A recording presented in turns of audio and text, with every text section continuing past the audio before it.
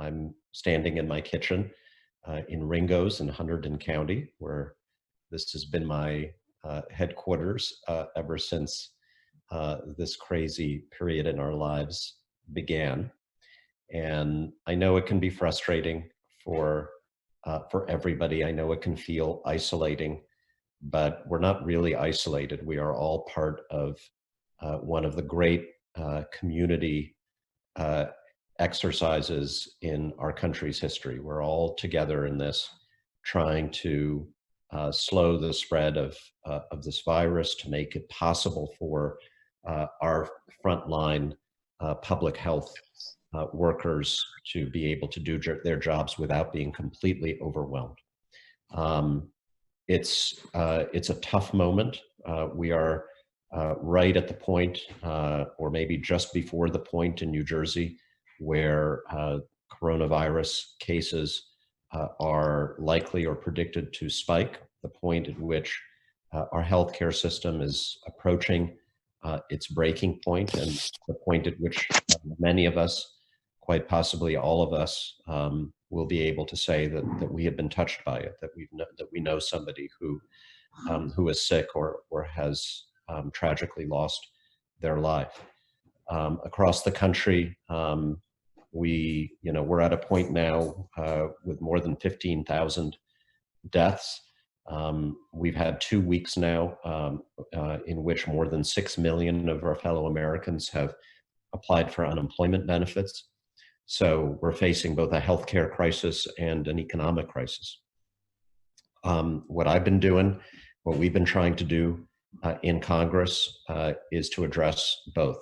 Our first priority, obviously, was to try to get aid for our frontline medical workers, our hospitals, to speed the development of drugs and vaccines, to try to address a broken supply chain for the equipment that is needed to care for people.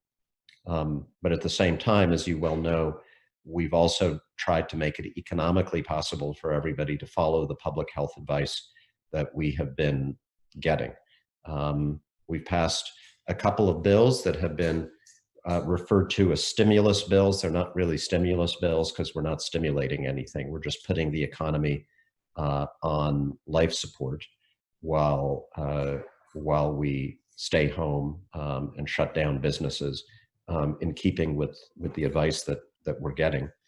But that's what we've tried to do. We've had, I think, made some progress, but there's a lot more to go. The highlights include extended and expanded unemployment compensation, checks that will be direct deposited or mailed to millions and millions of Americans beginning next week. And from my point of view, the most important piece, a program that is designed to help small businesses, small and medium-sized businesses in our country, retain their employees. We're giving small businesses up to $10 million loans, which are completely forgivable if they keep the same number of employees on their payroll through this crisis that they had at the beginning. We're on day 5 of the rollout of that program, and it's been full of glitches and still needs a tremendous amount of help to meet its potential, and we don't have a lot of time. We are looking potentially to pass another bill this week that focuses on that Paycheck Protection Program and a few other items that House of Representatives feels are urgent and important. One of my priorities has been trying to get more flexible assistance to our state and local governments so that they don't go bankrupt as tax revenues dry up. I've been very focused on trying to secure the November elections. We saw what happened in Wisconsin. Can't not let that happen in the general election in any state in this country. And then I've just been very, very busy trying to help folks throughout our district take advantage of the programs that are being offered. As you can imagine, they're complicated. Everybody's got their own individual circumstances, and my staff and I have been working overtime to try to help individual constituents figure out what they can do. If they're a small business owner, or independent contractor, somebody who's lost their job, what they can do to persevere in this difficult moment, and how can they emerge from it whole. We want everybody to emerge whole where that is possible. So that's sort of where I've been. I assume you guys have all kinds of thoughts and suggestions and questions for me on the coronavirus situation. I'll try to take all your questions on that. If you have any questions on any other issue, we're running these like any town hall that I would have done before the crisis. Happy to take questions on any issue. So with that, I will turn it over to you guys, and DeAndre will moderate and let you know how you can raise a question. Thank you. Thank you, Tom. Again, if you would like to ask a question, just use the chat feature at the bottom of your screen. Just send us a message with your question, your name, your town, and some contact information for you. Just to get started, Tom, your first question. Would you please talk about any further efforts to provide relief to frontline essential and healthcare workers in the House currently? We, in the last bill, in the CARES Act, we approved a pretty substantial sum of money for our hospitals and public health workers across the board. And that is only just beginning to go out.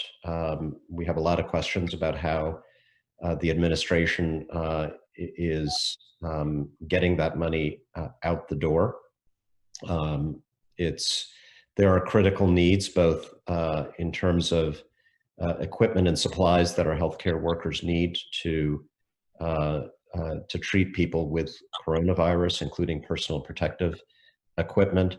And then I think our hospitals, our medical systems are also facing a pretty existential economic challenge. Our hospitals are pretty much empty of patients who might normally be there for elective procedures. Our primary care physicians are not getting the patients that they normally would. It's all coronavirus all the time. And so a lot of the just ordinary daily sources of revenue for our hospitals and doctors' offices are evaporating as we meet this other overwhelming challenge. So we feel like the whole system needs a huge infusion of support.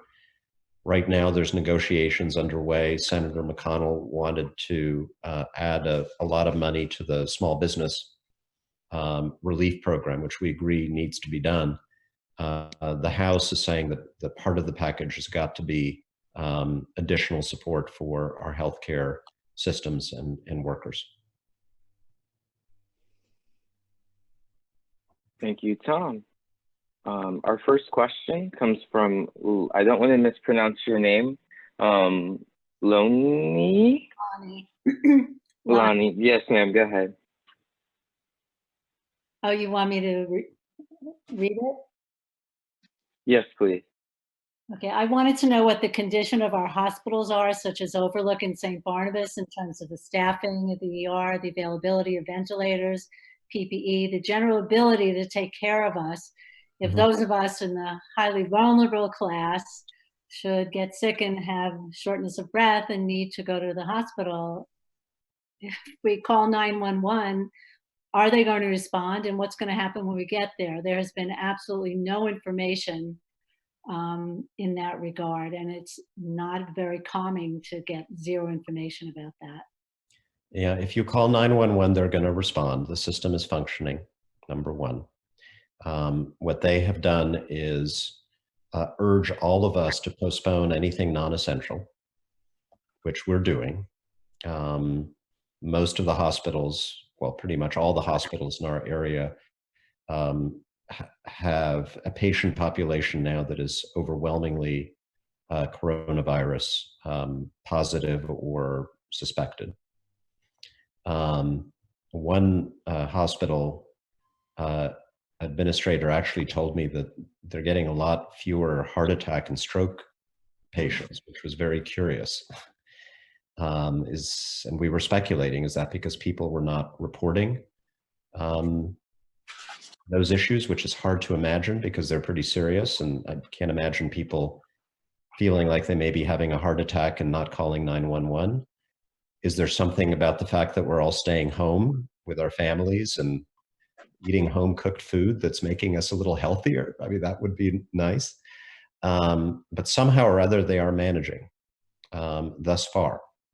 A few days ago, I had a round of calls with hospital officials throughout the district, and they were, close to full, but also working very hard to expand both the number of ordinary beds and ICU beds. They'd all made significant progress in doing that. We also now have, with the help of the Army Corps of Engineers, we have field hospitals in New Jersey that are taking non-coronavirus cases off the hands of the main hospitals. The next 10 days will be the critical days, because this is when the models show infection rates and hospitalizations spiking. So if we can get through the next 10 days, then I think things should be a little bit easier from that point on. Thank you. Thanks.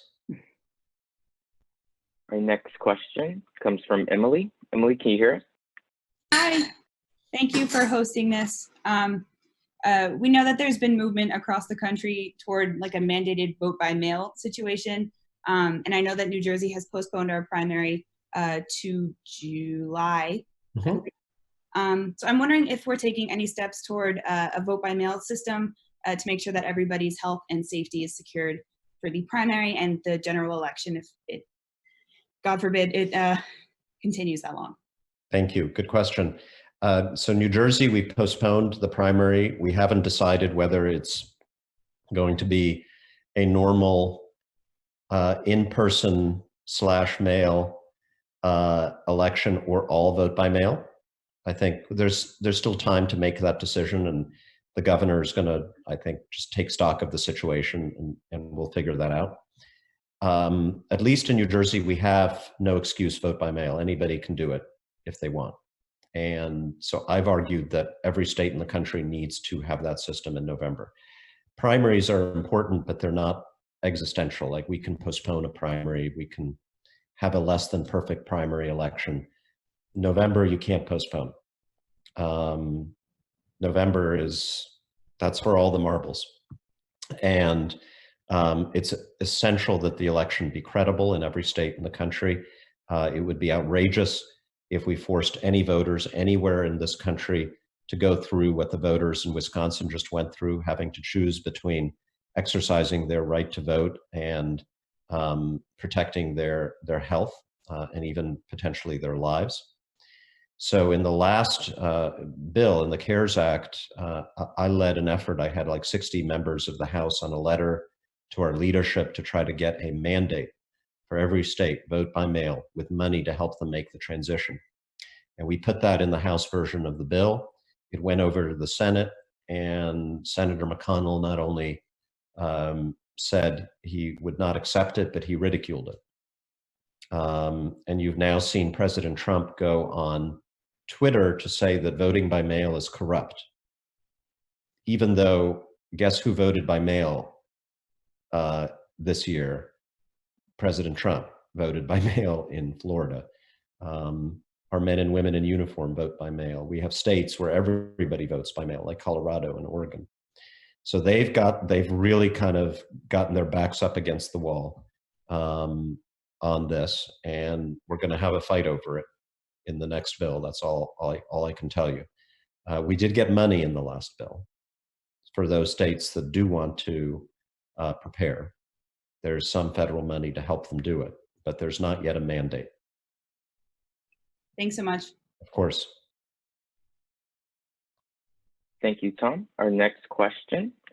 Can you provide a little bit of your opinion on how there can be an independent oversight over the Treasury with the distribution of funds, especially with the executive branch rejecting congressional oversight? How can we be sure that our tax dollars can adequately be protected from corruption?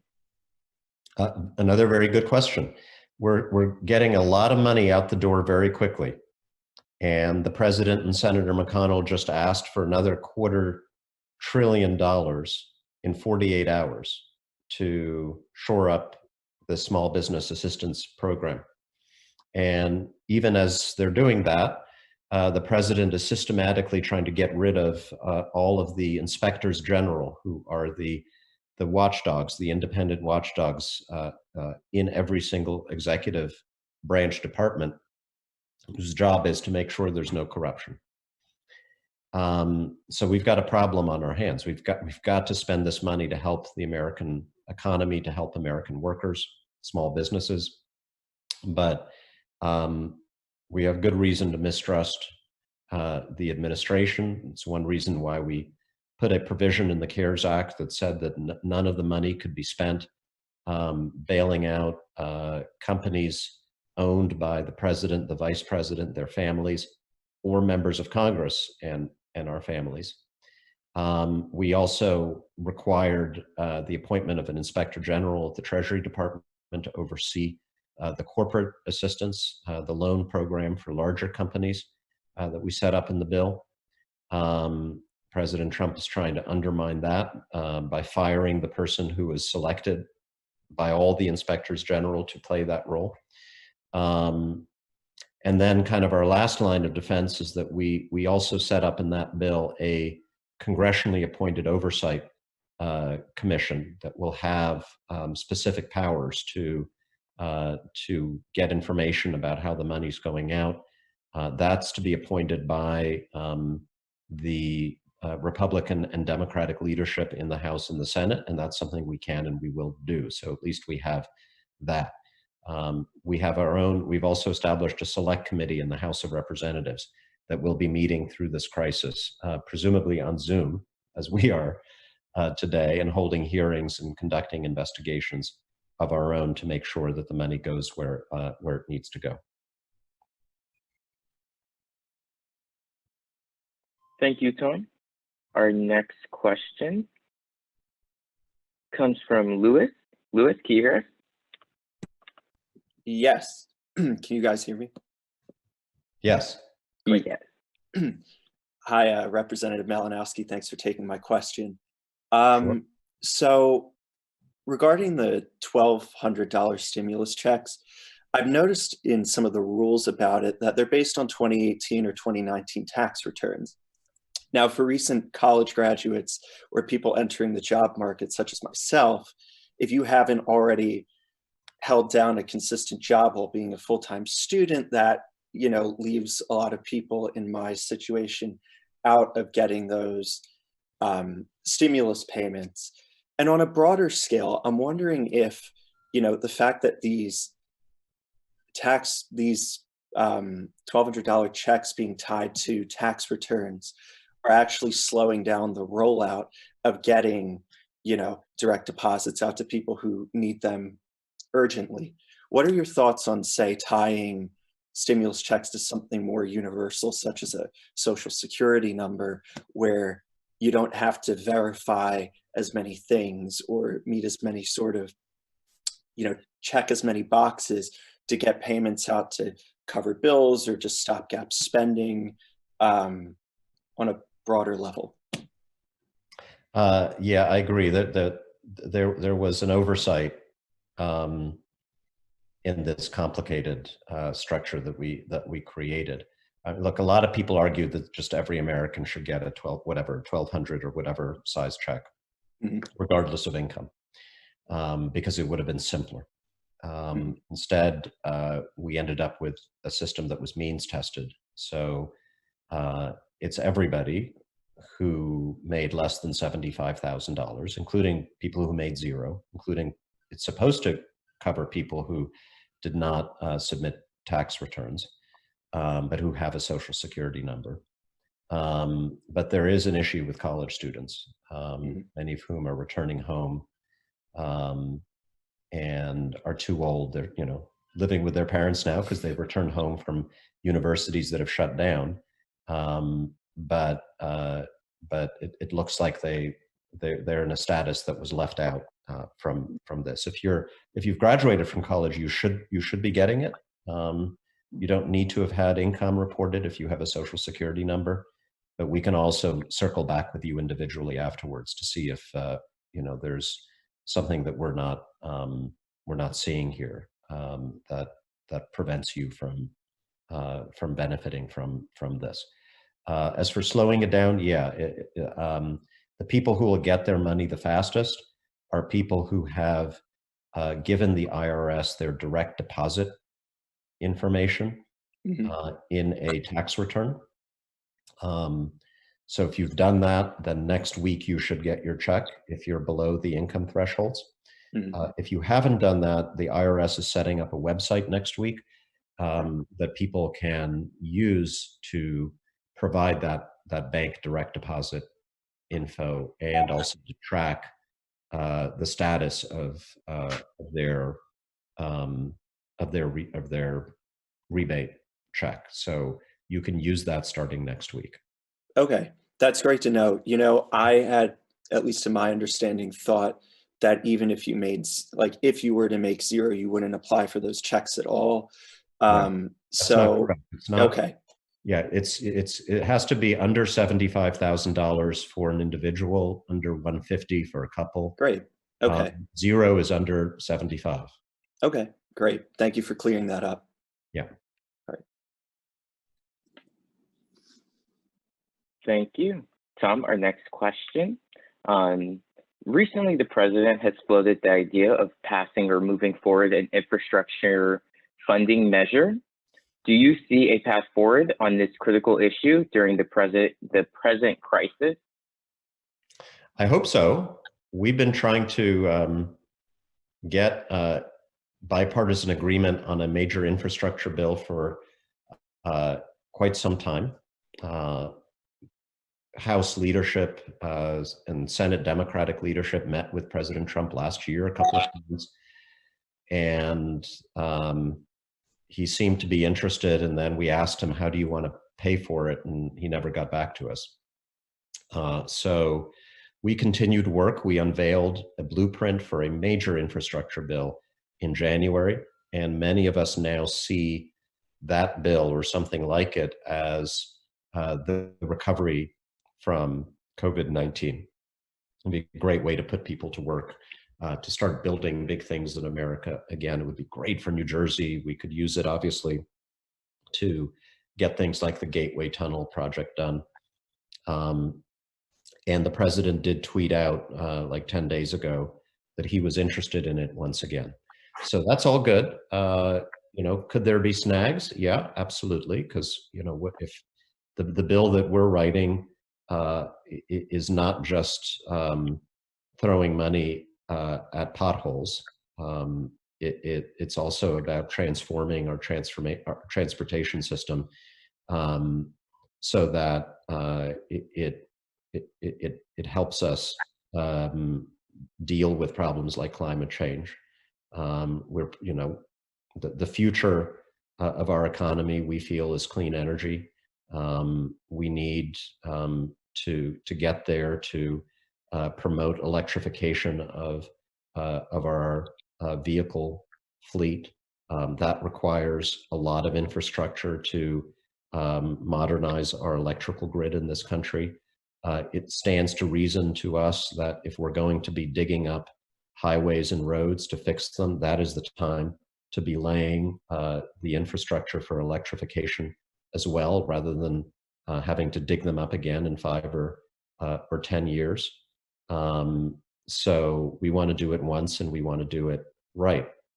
But I'm already sensing among some of the president's supporters an attack along the lines of Democrats just want to put the Green New Deal in our recovery effort from COVID-19, which is ridiculous. We're just talking about modernizing our transportation sector in ways that every other country is doing, and we don't want America to be left behind. So we may have some arguments about the what is prioritized, what is emphasized in such an infrastructure bill. But hopefully we have those arguments and we come up with a good compromise that helps the American people. Thank you, Tom. Just a reminder, if anyone would like to ask a question, please just use the chat feature at the bottom of your screen. You can also raise your hand or use the raise your hand feature and just let us know you would like to ask a question. We'll definitely try to get to you. Our next question comes from David. David, can you hear us? Yes, I can. Can you hear me? Yes. Great. Well, thank you for taking the time to speak with us today, Congressman. I just wanted to follow up on the earlier question about mail-in voting. Do you think there's any chance of Congress taking a hard line and actually requiring mail-in voting as a condition of passing the next pandemic recovery bill? I want us to take a hard line. And I've expressed that repeatedly to our leadership in the House. I'm not alone in feeling that way.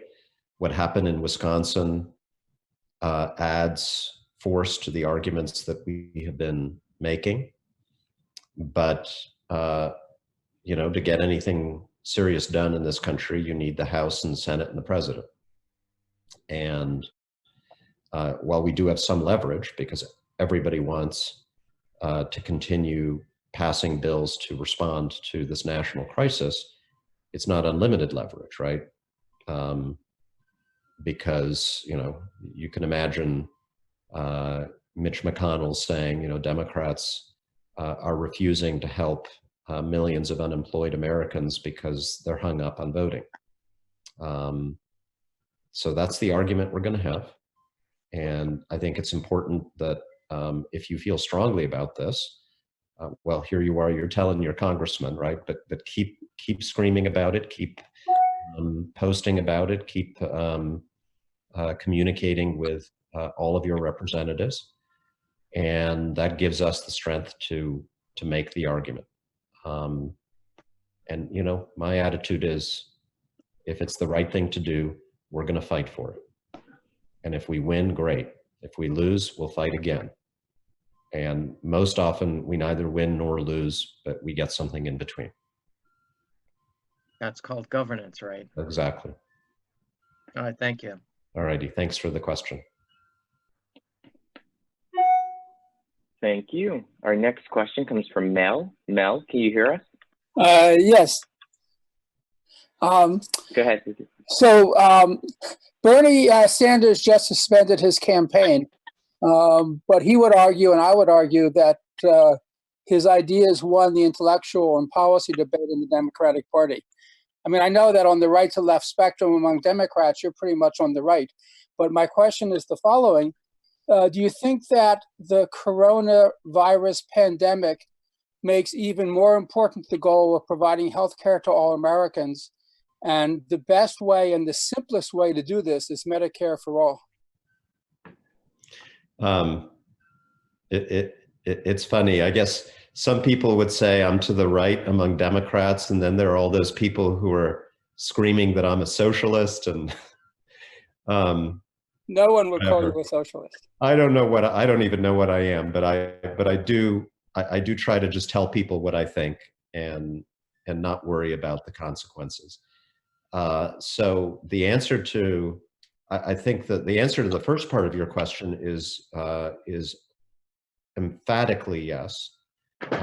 This crisis has exposed all kinds of problems in our healthcare system that we knew they were there, but I think are visible now starkly to more Americans, and it's also exposed the need for government intervention.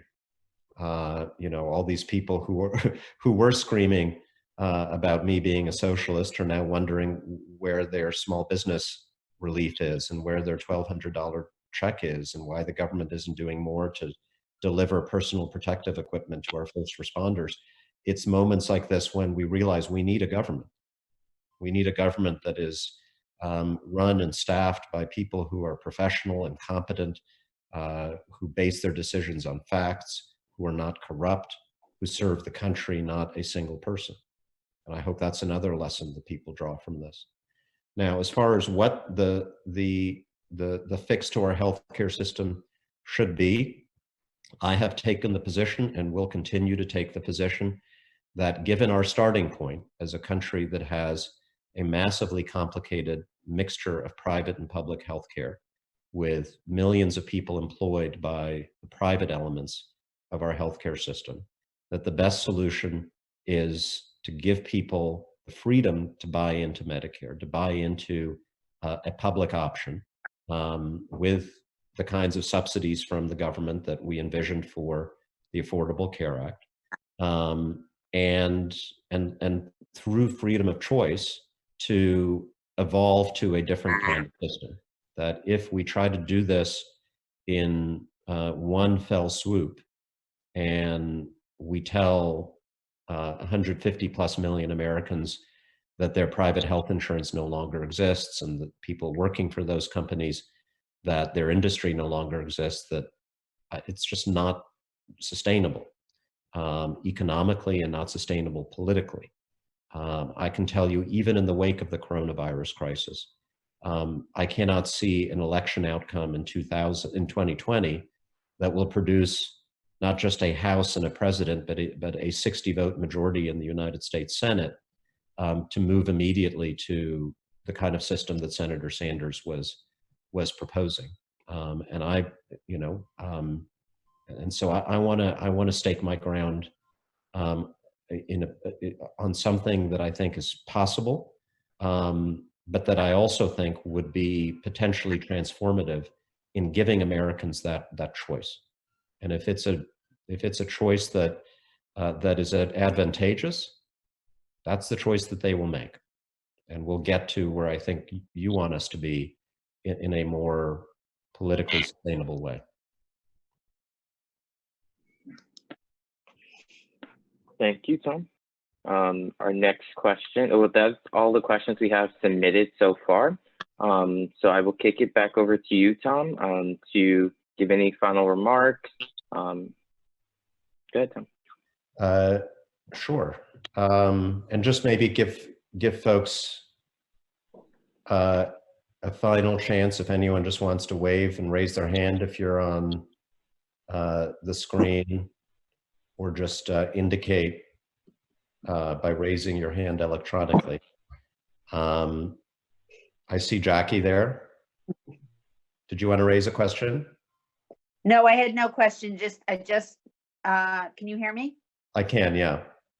That I just want to thank you and your office for your constant and consistent communication in these challenging times. I feel like you have acted as a lifeline and have been very supportive of your sole representation in Essex County. And I'm very gratified and appreciate all that you've done for us. So thank you. A big shout out to you. Well, thank you so much. This is in anxious times. Sometimes the most important thing we can do is just to be there for people and to share information, be straight with people about what's going right and what's going wrong.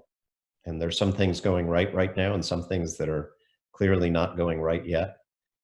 So that's what I'll continue to do. My staff will be there for everybody. If anyone needs any individual help with any of these programs we've created, please let us know. If you see anything in the community that you think we should be aware of, please let us know. That's what helps me do my job as a legislator. And so with that, I just want to thank everybody again. It's great to see you virtually. I can't wait to be able to do in-person meetings again as soon as possible. That's what we're all working towards. And in the meantime, please everybody stay safe and stay healthy and stay in touch. And with that, I'll sign off.